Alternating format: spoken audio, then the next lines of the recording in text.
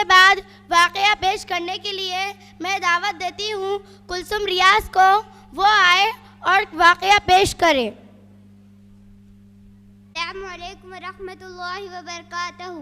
दो पराठे, एक फ़िक्र अंगेज़ और मुतासिर कुन वाक़या। अबू नस्र अस-सियाद नामी एक शख्स अपनी बीवी और एक बच्चे के साथ गुर्बत व इफलास की ज़िंदगी बसर कर रहा था। एक दिन वो अपनी बीवी और बच्चे को भूख से निडाल बिलखता रोता घर में छोड़कर खुद गमों से चूर कहीं जा रहा था कि राह चलते उसका सामना एक आलिम दीन अहमद बिन मिस्कीन से हुआ, जिसे देखते ही अबू नस्र ने कहा, ऐ शेख, मैं दुखों का मारा हूँ और गमों से थक गया हूँ। शेख ने कहा, मेरे पीछे चले आओ, हम दोनों समंदर पर चलते हैं। समंदर पहुंचकर शेख साहब ने उसे 2 रकात नफल नमाज पढ़ने को कहा। नमाज पढ़ चुका तो उसे एक जाल देते हुए कहा, इसे बिस्मिल्लाह पढ़कर समंदर में फेंको। जाल में पहली बार ही एक बड़ी सारी अजीमशान मछली फंसकर बाहर आ गई।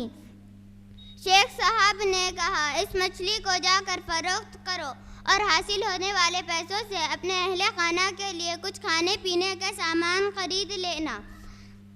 अबू नस्र ने शहर जाकर मछली फरोख्त की और हासिल होने वाले पैसों से एक कीमे वाला और एक मीठा पराठा खरीदा और सीधा शेख अहमद बिन मिस्कीन के पास गया। इसे कहा, हजरत, इन पराठों में से कुछ लेना कबूल कीजिए। शेख साहब ने कहा, अगर तुमने अपने खाने के लिए जाल फेंका होता तो किसी मछली ने नहीं फंसना था। मैंने तुम्हारे लिए नेकी गोया अपनी भलाई के लिए की थी, ना कि किसी अजरत के लिए। तुम ये पराठे लेकर जाओ और अपने अहले खाना को खिलाओ। अबू नस्र पराठे लिए खुशी खुशी अपने घर की तरफ जा रहा था कि रास्ते में उसने भूखों मारी एक औरत को रोते देखा, जिसके पास ही उसका बेहाल बेटा भी बैठा था। अबू नस्र ने अपने हाथों में पकड़े हुए पराठों को देखा और अपने आप से कहा, इस औरत और इसका बच्चा और इसका अपना बच्चा और बीवी में क्या फ़र्क है? मामला तो एक जैसा ही है, ये भी भूखे हैं और वो भी भूखे हैं। पराठे किन को दे? औरत के आंखों की तरफ देखा तो इसके बहते हुए आंसू ना देख सका, अपना सर झुका लिया। औरत के तरफ पराठे बढ़ाते हुए कहा, ये लो, खुद भी खाओ और अपने बेटे को भी खिलाओ। औरत के चेहरे पर खुशी और उसके बेटे के चेहरे पर मुस्कुराहट फैल गई। अबू नस्र गमगीन दिल लिए अपने घर की तरफ ये सोचते हुए चल दिया कि उसके भूखे बीवी बेटे का कैसा सामना करेगा। अबू नस्र घर जाते हुए एक मुनादी वाला देखा जो कह रहा था, है कोई जो उसे अबू नस्र से मिला दे। लोगों ने कहा मुनादी वाले से, ये देखो तो यही तो है अबू नस्र। उसने अबू नस्र से कहा, आज से 20 साल पहले तेरे बाप ने मेरे पास 30,000 दिरहम अमानत रखी थी, मगर ये नहीं बताया था कि इन पैसों का करना क्या है।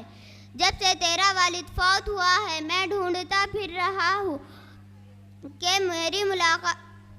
कोई मेरी मुलाकात तुझसे करा दे। मैंने आज तुम्हें पा ही लिया, तो ये लो 30,000 दिरहम, ये तेरे बाप का माल है। अबू नस्र कहता है, मैं बैठे बिठाए अमीर हो गया, मेरे कई घर बने और मेरी तिजारत फैलती चली गई। मैंने अल्लाह के नाम पर देने में कभी कंजूसी ना की, एक ही बार में 1000 दिरहम सदका दे देता था। मुझे अपने आप पर अश्क आता था कि मैं कैसे फराग दिली से सदका खैरात करने वाला बन गया।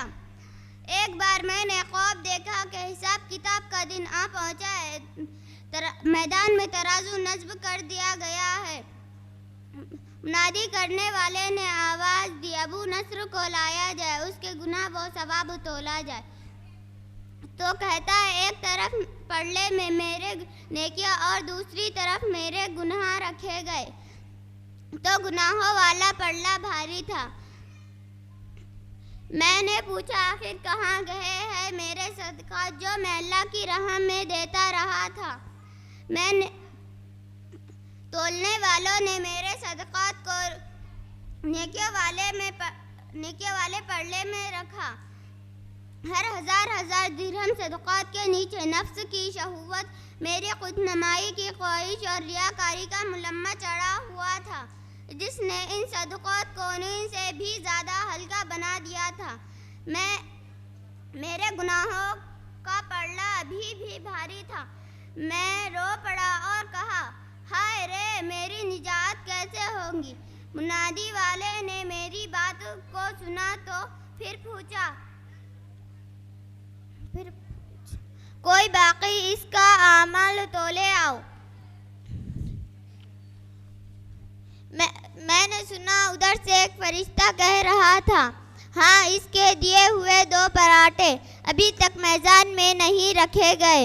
उन 2 पराठों को तराजू में रख दिया गया तो नेकियों वाला पल्ला उठा ज़रूर, अभी ना तो बराबर था और ना ही ज़्यादा।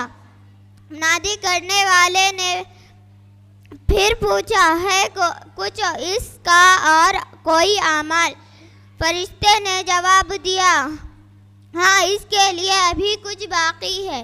नादी ने पूछा, वो क्या? ऐ अबू नस्र, आज तुझे तेरे बड़े बड़े सदक़ात ने नहीं बल्कि तेरे 2 रोटियों ने बचा लिया।